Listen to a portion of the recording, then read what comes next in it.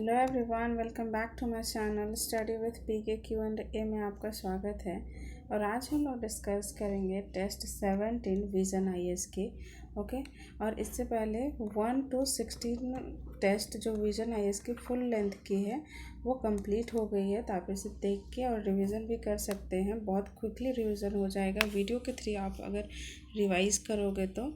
Okay, सो चलिए start करते हैं आज का क्वेश्चन। उससे पहले आप सभी को happy Sarhul.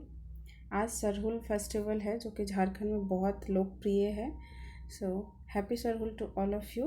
Let's come to the question of the day. Start करते हैं आज का पहला क्वेश्चन। और अगर आपका कोई भी क्वेरी हो रिगार्डिंग टेस्ट और समथिंग एल्स लाइक स्टडी से रिलेटेड, तो आप हमारे टेलीग्राम चैनल पे जोड़ सकते हो और वहाँ पे अपनी क्वेरी पूछ सकते हो, या फिर आप कमेंट भी कर सकते हो। ओके, कमेंट चैनल पे। ओके, सो चलिए स्टार्ट करते हैं। आज का पहला क्वेश्चन है this type of settlement pattern is found in the wide intermountainous valley or plain areas. The settlement pattern develop at crossroads, whereas road intersect at right angles. It is the most common settlement pattern in the Gangetic Plain of India. So which kind of it is? It's a rectangular settlement. Okay. And अगर हम बात करते हैं T shape की, तो T shape में क्या होता है कि टी शेप हम बात करते हैं तो उसमें हो जाता है like rural settlement that develops at the junction of two roads that meet at 90 degree angle. Okay, उसको क्या बोलते हैं? तो उसको T settlement, T shaped settlement बोलते हैं।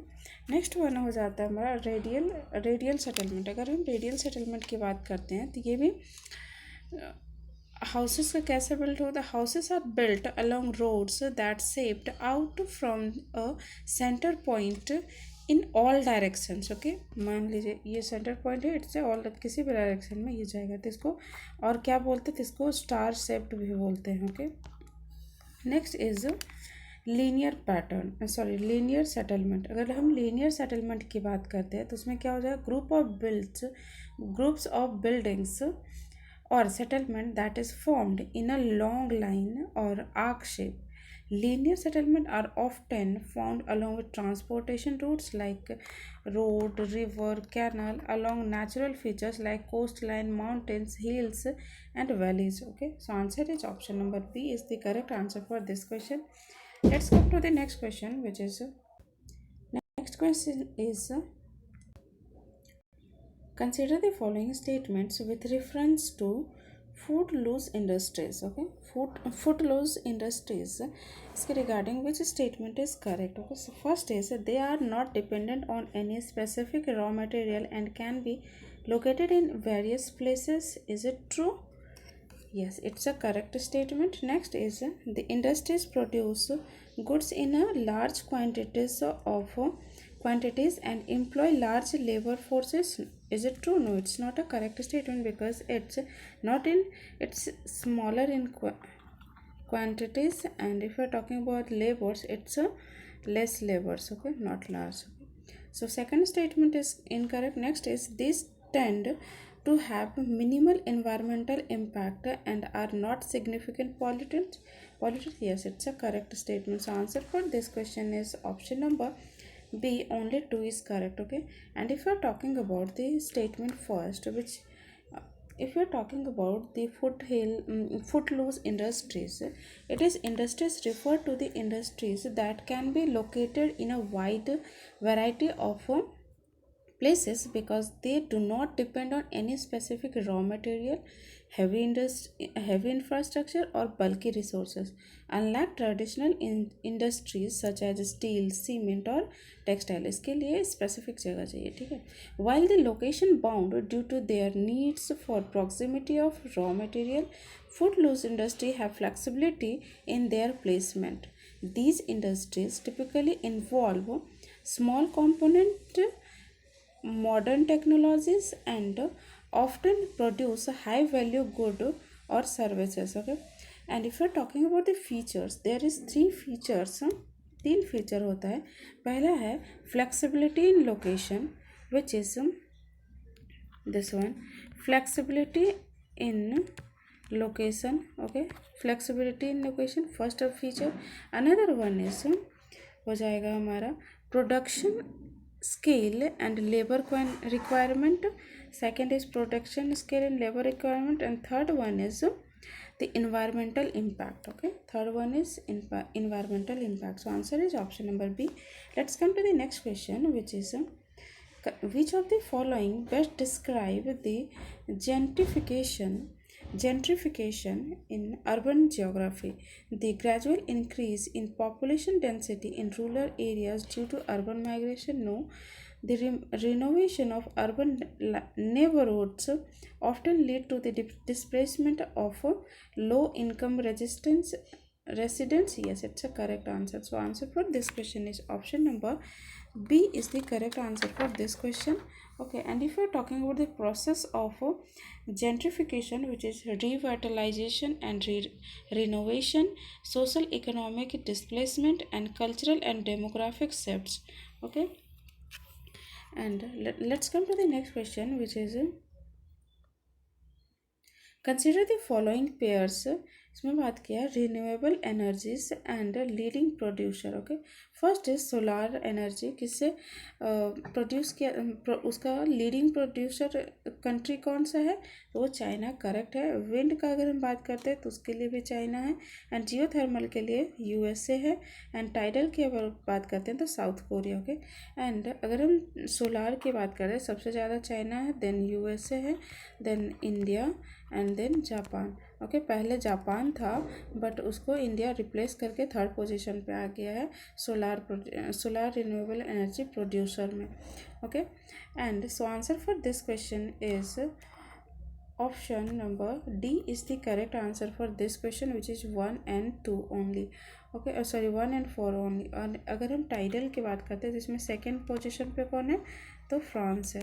Okay, so let's come to the next question, which is consider the following statements with reference to population growth in India. Okay, population growth in India की अगर हम बात करते हैं, first is in the period of 1921-51 India witnessed population explosion due to reduced mortality rate.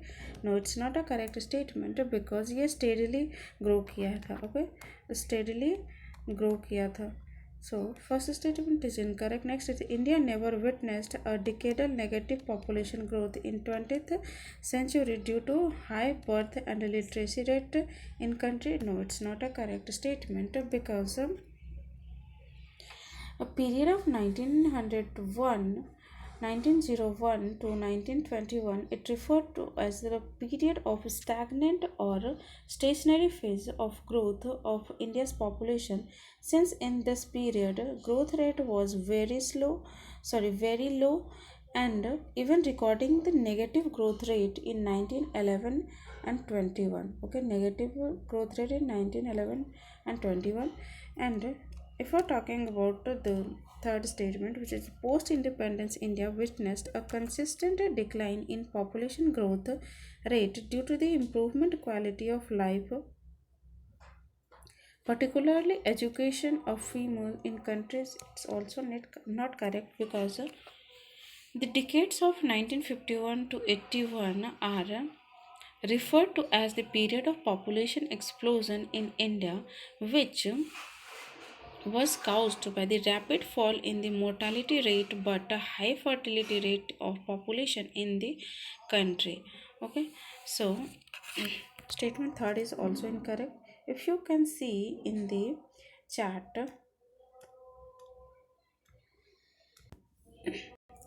में हम clearly देख सकते हैं कि जो 1901 से 21 में था तो ये नेगेटिव में चला गया था एंड देन यहाँ पे स्टडीली ग्रो किया था. And if you talking about the 51 to 71 और 81 की अगर हम बात करते हैं तो यहाँ पे एक्सप्लोजन हुआ था एंड देन फिर स्टैगनेंट हो गया था. ओके, सो ईयर वाइज हम देख सकते हैं. Let's come to the next question, which is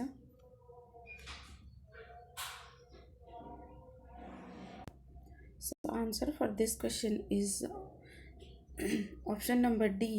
None of the above is correct. Okay, let's come to the next question, which is Consider the following statements. First statement is, according to the census of India, child age 0 to 6 are not counted in literacy statistics. Yes, it's a correct statement. Next, a person is considered literate only if he can both read and write in the understanding in any languages mention in the 8th schedule of the Indian constitution. No, ऐसा कोई provision नहीं है कि जो सिर्फ 8th schedule में mention है वही है.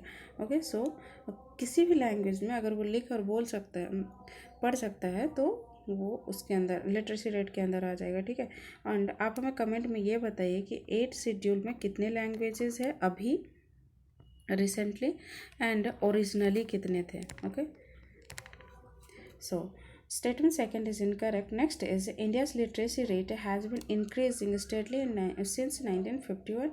Yes, it's a correct statement. So answer for this question is option number C. 1 and 3 is the correct answer for this question. Okay, let's come to the next question. And अगर हम बात करते हैं इसमें literacy rate की, तो India का literacy rate अभी कितना है. अभी अगर हम बात करते हैं 2011 की, तो वो हो जाएगा 74%. And if you are talking about the 1951, तो उसकी कितनी हो जाएगी, तो हो जाएगी 18.3%. ओके, अगर हम चार्ट में उसको देखते हैं कितना ग्रो किया है, कितना डिक्लाइन हुआ है उसका. This is the year. Okay, ये रहा ईयर, ये रहा, ये 51 का है एंड 2011 के हिसाब से अगर देखते हैं. ठीक है, तो लिटरेसी रेट जो पोस्ट इंडिपेंडेंस इंडिया के बाद का है. सो अगर हम फीमेल रूरल एरिया की पहले बात करते हैं, रूरल एरिया में फीमेल लिटरेसी रेट पहले कितना था, 4.87. अभी कितना है, 57.93. देन मेल का अगर हम बात करते हैं तो 77.15. एंड टोटल कितना हो गया, तो 66.77. ओके, और अगर हम इंक्रीज़ कितना हुआ है 2001 से 2011 में, तो 24% in rural area, 8% in 24% in female, male में 8%, 12% इन टोटल. ओके, इतना ज़्यादा इंक्रीज़ हुआ है. फीमेल में ज़्यादा इंक्रीज़ हुआ है इन कंपेयर टू मेल. फिर भी फीमेल का और मेल का लिटरेसी रेट जो है वो बहुत ह्यूज वेरी करता है. कितना करता है, तो 20. ओके, लगभग 20%, 20 करता है. ओके, एंड अगर हम अर्बन एरिया की बात करते हैं, तो अर्बन एरिया में हम देखते हैं कि उसमें कितना है. तो फीमेल की बात करते हैं तो पहले कितना था, 22.33, मेल 45.6 एंड टोटल 34.59. और अगर हम अभी 2011 की बात करते हैं तो 79.11, 88.76 मेल का, और टोटल 84.11%, जो कि इंक्रीज़ कितना हुआ था, 8% इंक्रीज़ हुआ है फीमेल का, 2% मेल का, एंड टोटल का हम बात करते हैं तो ओनली 5% इंक्रीज़ हुआ है बोथ मिला के. ओके, एंड नेक्स्ट हो जाएगा कंबाइंड. ओके, तो अगर ऑल ओवर हम देखते हैं फीमेल और मेल का टोटल परसेंटेज कितना है लिटरेसी रेट, तो फीमेल का है 64.63, मेल का है 80.88, एंड ओवरऑल हो जाएगा 72.98. और अगर हम इंक्रीज़ की बात करते हैं, 20% इंक्रीज़ हुआ है फीमेल्स में एंड 7% मेल्स में, और 13% इन टोटल. ओके, तो आप ये देख सकते हैं कि हमेशा जो फीमेल के लिटरेसी रेट मेल के कंपेयर में कम रही है, तो इम्प्रूवमेंट किसका ज़्यादा हुआ है, फीमेल्स का. ठीक है, ना कि मेल्स का. तो ये स्टेटमेंट में अगर आ जाए कि मेल ज़्यादा इम्प्रूव किया है या फिर ज़्यादा परसेंटेज में इंक्रीज़ हुआ है उसका लिटरेसी रेट, तो ये गलत स्टेटमेंट हो जाएगा किसी में, क्योंकि आप सब में देख सकते हैं इसमें 8% है, यहाँ 2% है, यहाँ 7% है in compare to female. Okay, so let's come to the next question, which is consider the following statements with reference to the coverage area of satellite-based communication system is greater than the terrestrial-based communication system. Yes, it's a correct statement, because unlike terrestrial communication system, satellite-based systems are not dependent upon cables to provide internet connectivity. Okay, so answer is option number A. Both 1 and 2 statement are correct, and correct statement 2 is the correct statement of correct explanation of the statement 1. Okay, let's come to the next question, which is with reference to the global spinning shipping routes, global spinning shipping routes. First is with the melting of Arctic ice caps, North Sea routes emerged as a shorter route to connect Europe and Asia with the Suez Canal. Yes, it's a correct statement. Next is English Channel is the busiest ocean shipping lane in the world. Yes, it's also correct. So answer for this question is option number C. Both is correct. Okay. Let's come to the next question, which is in the context of delta formation by rivers. First is Mississippi, bird's foot. Yes, it's a correct statement. Next is Ganga, Cuspat. No, ये नहीं होगा, ये triangular होगा. Okay, triangular या फिर arcuate, ना कि ये तो. और गंगा में ऐसा ट्रायंगुलर आर्क्यूट किसका किसका है? मेकोंग का भी ट्रायंगुलर आर्क्यूट ही है. ओके. एंड अगर हम बात करते हैं नाइल रिवर का भी वही है. ओके, नाइल रिवर का भी वही है जो कि कहाँ पे जाके गिरता है? तो मेडिटेरेनियन सी में. Okay. So second statement is incorrect. Next is ओब स्टूरी बनाता है. Yes, it's a correct answer for this correct statement for this answer is option number C. 1 and 3 is the correct answer for this question. Let's come to the next question, which is wind energy in India. Okay, consider first statement is a correct पूछा है. First state onshore wind energy projects have better reliability and lower storage equipments than offshore project. Is it true? No, it's not a correct statement because offshore wind is renewable energy source that offers several advantages over onshore wind and solar projects such as higher adequacy and reliability, lower storage requirements and higher employment potential. The development of the offshore wind sector will lead to the economic benefits of attracting investment, developing indigenous manufacturing capabilities, creating employment opportunities across the value chain, and developing technology for offshore wind in the country.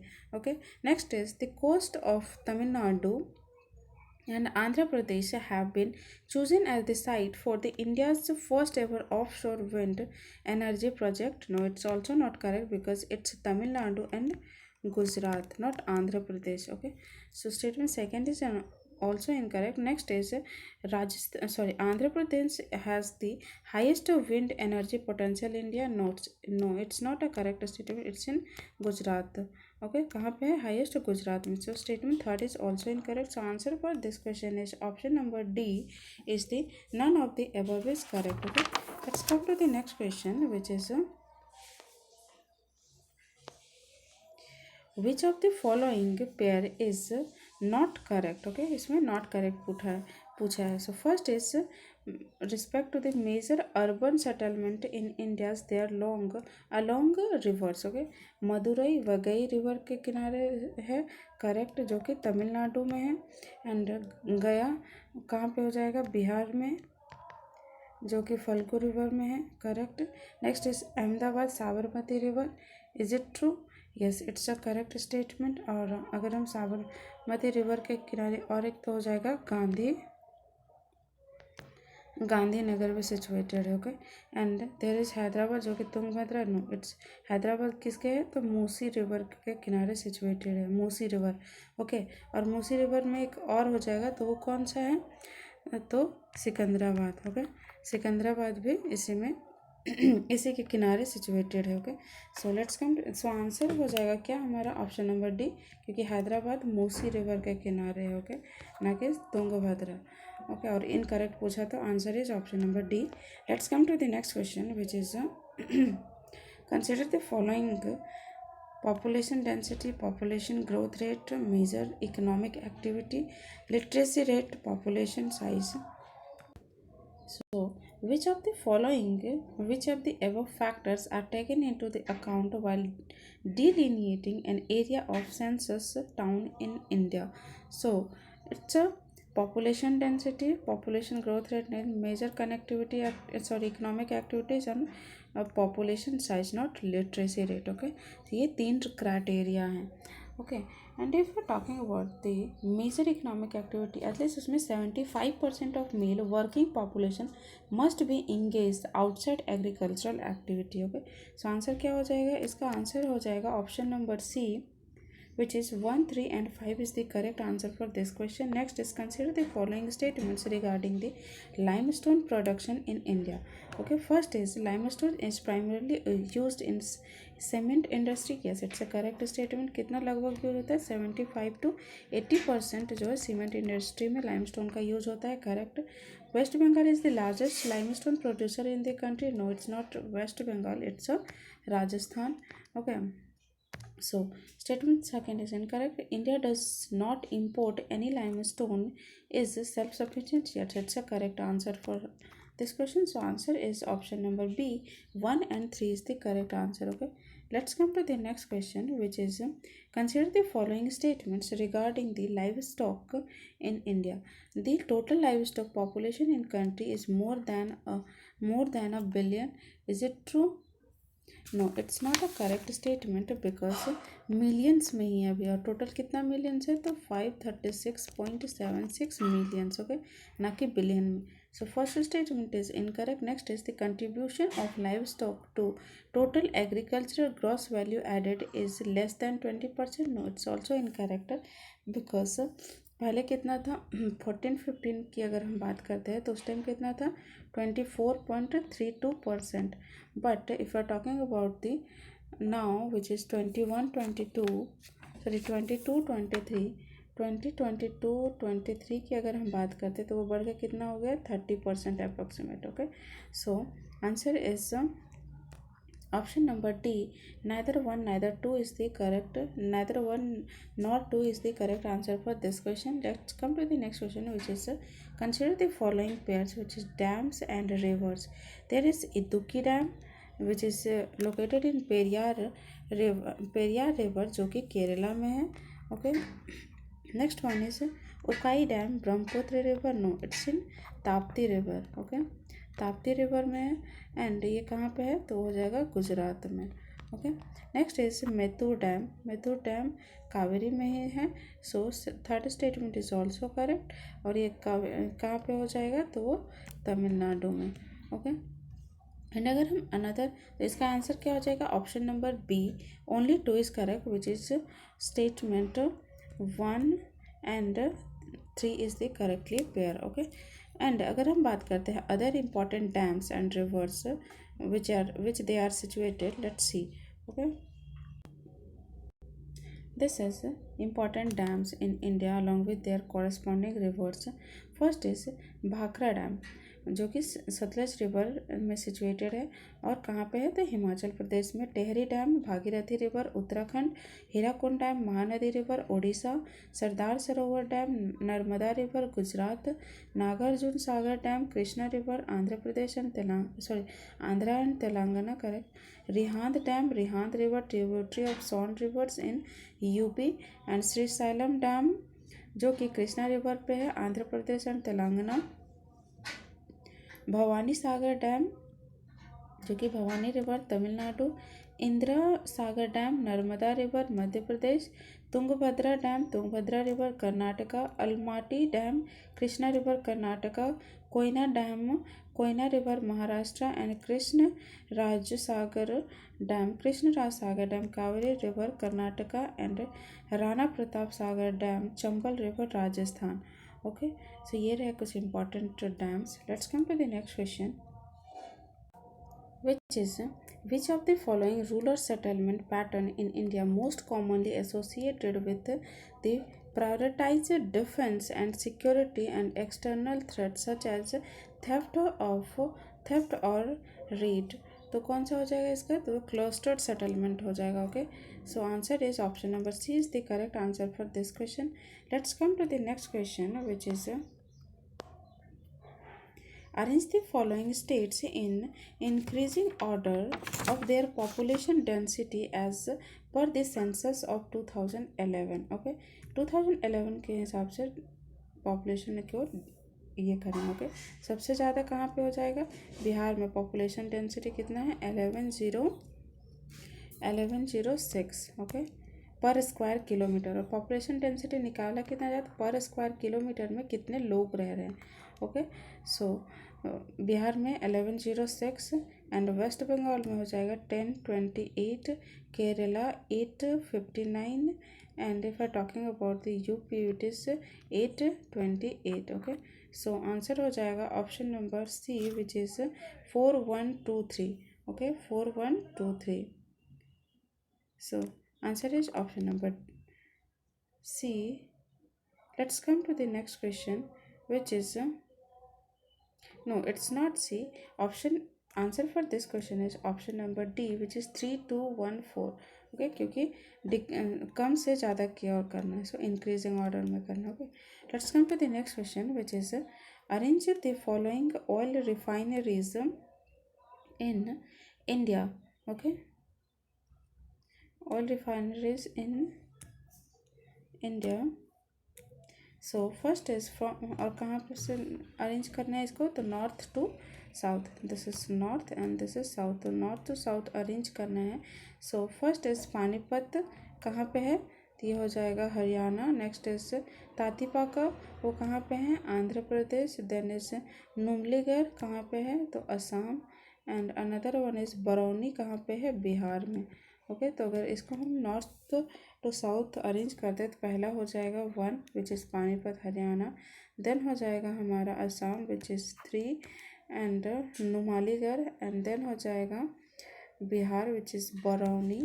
And then हो जाएगा हमारा तापिता which is Andhra Pradesh. Okay, so answer कौन सा हो जाएगा इसका? 1342, 1342 which is option number B is the correct answer for this question. Okay, and अगर हम और अनदर ऑयल रिफाइनरीज देखते हैं मैप में इंडिया के, so let's oil refineries in India.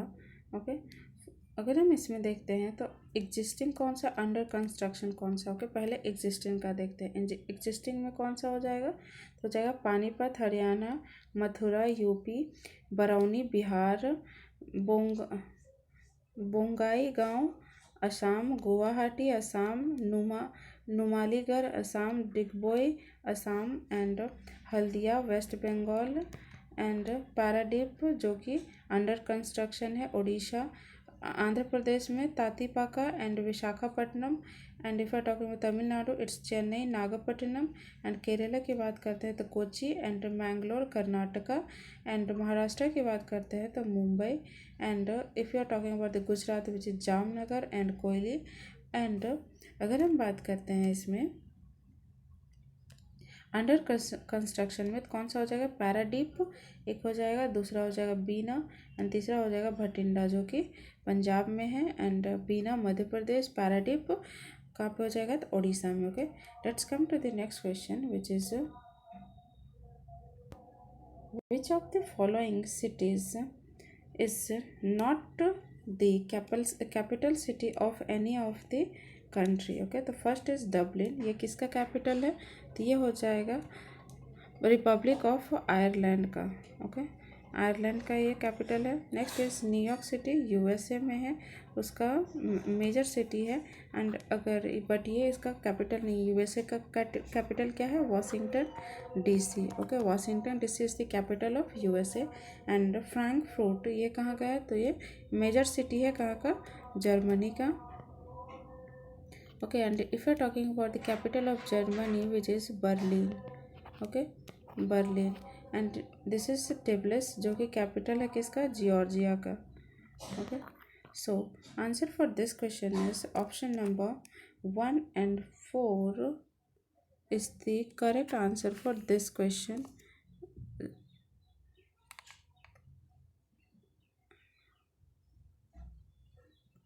wait a second। okay, so answer हो जाएगा इसका 2 and 3 जो कि किसी का कैपिटल नहीं है बट डबलिन और टिब्लिस है। ओके, और यहाँ पे यही पूछा था which is not capital of any country. Okay, so answer is option number 2 and 3 is the correct answer for this question. Okay, let's come to the next question which is According to the Invisat India 2024 report, okay, according to the Invisat India 2024 report, Nagarjun Sagar Srisalam Tiger Reserve has been ranked first among the tiger reserves for the hosting largest leopard population, which is following ministry released this report. Which ministry released this report? The Ministry of Statistics and Program Implementation, which which is released this report. So answer for this question is option number B is the correct answer for this question. And if you are talking about the key highlights of this one, which is area detailed protected area की अगर हम बात करते हैं तो वो sustainable development goal की कौन कौन सा आ जाएगा, तो 13 एंड 15 हो जाएगा, ओके। एंड मैनग्रोव कवर की अगर हम बात करते हैं, मैनग्रोव कवर की, तो वो कौन कौन सा सस्टेनेबल डेवलपमेंट गोल का पार्ट आ जाएगा, तो सस्टेनेबल डेवलपमेंट गोल 30 एंड 15 आ जाएगा, ओके। और नेक्स्ट वन इज, अगर हम नागर सागर श्रीसैलम के बारे में देखते हैं तो उसमें वो कौन सा हिल में आ जाएगा, तो नालामला हिल रेंज में आ जाएगा, एंड जो कि ईस्टर्न घाट में है आंध्र प्रदेश में। एंड कंस्ट्रक्टेड यहाँ पे टू वाइल्ड लाइफ सेंचुरीज भी है, Rajiv Gandhi wildlife sanctuary and Gundla Brahmeswaram wildlife sanctuary. And इसका नेचुरल वेजिटेशन कैसा है, तो ट्रॉपिकल ड्राई डिसेडियस फॉरेस्ट है जो जिसके अंडर ग्रो करता है bamboo and grasses. And fauna की अगर हम बात करते हैं, tiger, leopard, sloth bear, Asiatic wild dog and jackal, sambar, wild bear, ये सब होते हैं। एंड अगर इसमें Krishna river traverse through reserve, okay. And waterfalls की अगर हम बात करते हैं तो वाटरफॉल्स में क्या हो जाएगा, Ethipothala falls. And next one is होगा Pedda Dukudu Pedda Dukudu. And another one is Gundam fall. And next one is Chalisavaram fall. ये 4 फॉल्स आ जाते हैं, okay. So let's come to the next question, which is consider the following statements regarding the fisheries in India, which is fisheries sector in India, okay. More than 70% of fish production in India is contributed by the inland fisheries. Yes, it's a correct statement. Next is seafood export in India double between 13-14. Yes, it's a correct statement. Currently total fish production in India is more than 20 million tons. Is it true? No, it's not a correct statement. 20 million में कितना 200 lakh ton होता है, but उतना अभी production नहीं है। अभी India का कितना प्रोडक्शन है, तो 175.45 लाख टन है, ओके, लाख टन है। So statement third is incorrect. So answer for this question is option number B, only 2 is the correct. Next is consider the following statements regarding the racial groups of India, which is Santhal and Munda tribe belong to the Proto-Australoid racial group. Yes, it's a correct statement. Next is the Proto-Australoid is also known as the pre-Dravidian race. It's also correct. So let's come. So answer for this question is option number C. Both is correct. Okay. Let's come to the next question, which is in the context of functioning of the Panama Canal, consider the following statement. Panama Canal connects the Atlantic Ocean with the Pacific Ocean. Is it true? Yes, it's a correct statement. Next is Panama Canal is the world's longest man-made waterways. It's also correct. Next is the unlike Suez Canal, the Panama Canal is a lock type canal allowing ship to move in between different sea level. No, it's not a correct statement because this Suez Canal is not a lock type canal, but it's a Panama Canal utilizes lock to raise the lower of water level, allowing ship to stay transit between the Atlantic and Pacific Oceans without crossing the continental divide at the Panama Smooth, which ships are raised when moving from the Pacific to the Atlantic. जब हम Pacific से Atlantic जाते हैं तो उसको raise किया जाता है, okay. And when we are coming to Atlantic to Pacific उसको क्या किया जाता है, लोवर्ड किया जाता है, moving the Atlantic to Pacific. Okay, so answer for this question is option number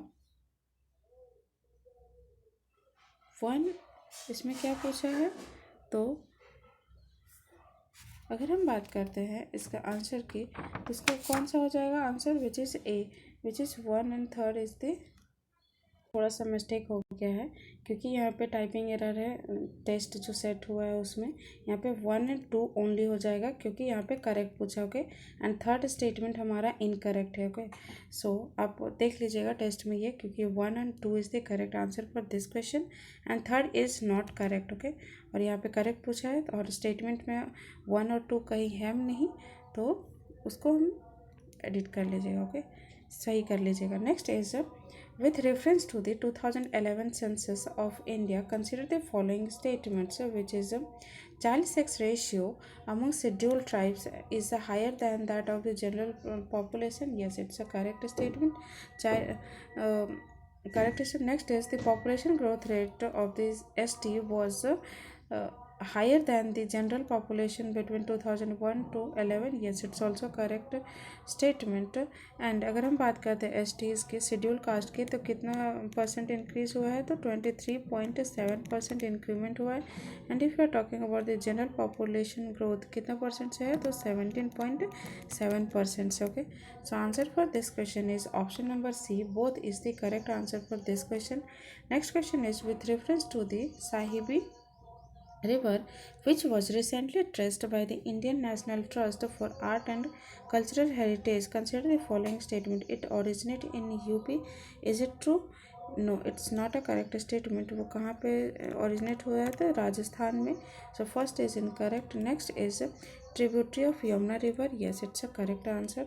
So answer for this question is option number B. Only 2 is the correct answer for this question. And अगर हम बात करते हैं तो ये किस से flow होके जाता है, साहिबी, तो हो जाएगा राजस्थान, हरियाणा एंड दिल्ली में फ्लो करता है। Okay,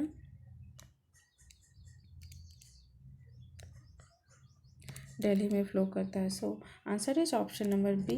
let's come to the next question, which is consider the following information, which is national waterways and associated rivers and major cities. Okay, so first is national waterways 1 in Brahmaputra river. No, it's in Ganga river in Kolkata. Yes, it's a correct statement. Next is national waterway 2, which is associated with the Brahmaputra river.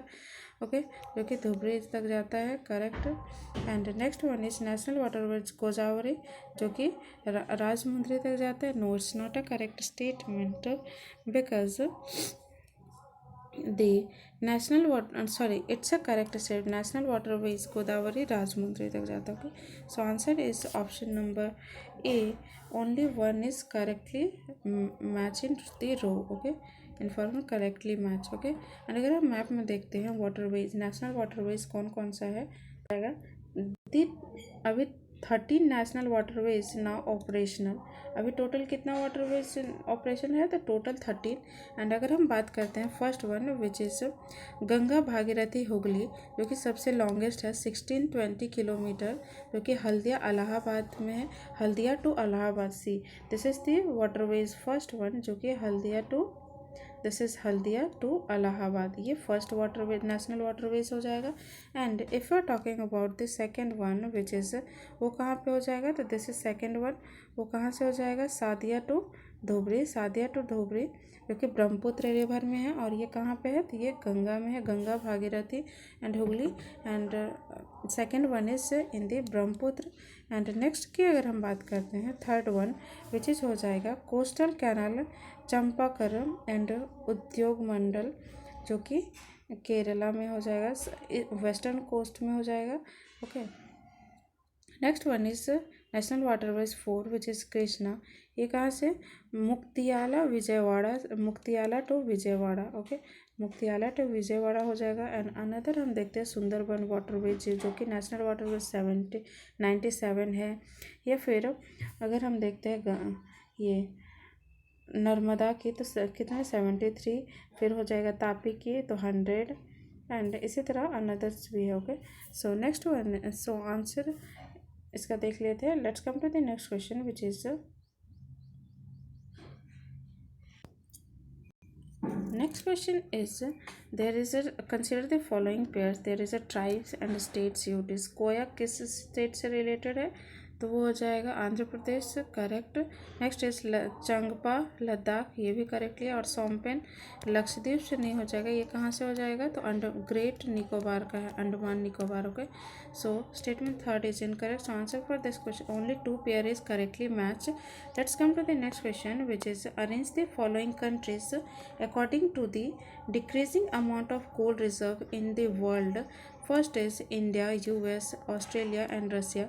सबसे ज़्यादा किसके पास है 22%, तो हो जाएगा USA. Then हो जाएगा Russia 15% and then हो जाएगा ऑस्ट्रेलिया 14% और चाइना का भी सेम है. ओके, 14%. नेक्स्ट इंडिया की अगर हम बात करते हैं तो उसका है 11%. ओके, सो अगर हम इसको अरेंज करते हैं तो वो कैसे हो जाएगा तो वो हो जाएगा ऑप्शन नंबर 2 3 4 सॉरी ये नहीं होगा 2 4 3 1. Okay, is the correct answer for this question. और अगर हम उसको चार्ट में देखते हैं